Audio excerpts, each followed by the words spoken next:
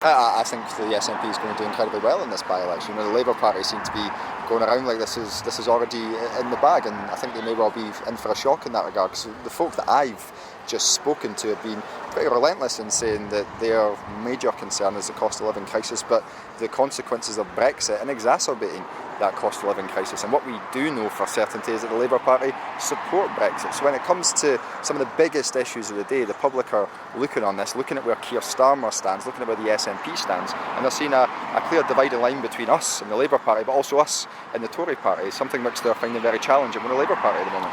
If your party doesn't win here, would there be consequences for the leadership, either your own leadership or the party leadership in terms of research? We're very focused on winning in this constituency, and I think that we can do just that because as I said, the Labour Party are acting like they're entitled to win this seat. When we're speaking to people when it comes to the cost of living crisis, they're obviously hugely concerned about the fact that 1,300 people in this constituency have been impacted by the heinous two-child cap, that around 1,800 people have been hit by the bedroom tax, and they're appalled and shocked at the fact that they have a Labour candidate who supports those policies, who wouldn't vote against the Labour Party when it comes to wanting to keep those policies. I mean, that's an utterly absurd situation. When you marry that with the real damage which is being caused by Brexit on each and every household here, be you a mortgage, a homeowner with a mortgage, or be you a renter, be you someone who is having to pay over the odds for your food costs. And when it comes to the biggest issues of the day, notwithstanding the fact that Labour and Tories are very much in tune when it comes to Scotland's right to choose as well,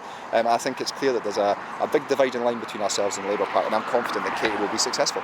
You mentioned the two-child benefit cap there. There was a poll that came out at the weekend showing that more Scots are in favour of keeping it than of getting rid of it.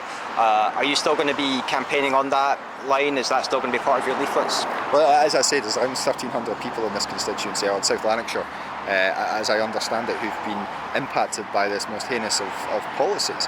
And politics is about your values and your principles, and I think for a lot of people with traditional Labour values and traditional Labour principles, they're very much shocked that the Labour Party have decided to go hand in glove with the Conservatives on this. But that's also the case for the bedroom tax, it's also the case for Brexit, and it's also the case for denying the people of Scotland their right to choose. And when push comes to shove, those issues are going to be at the forefront of people's minds on election day.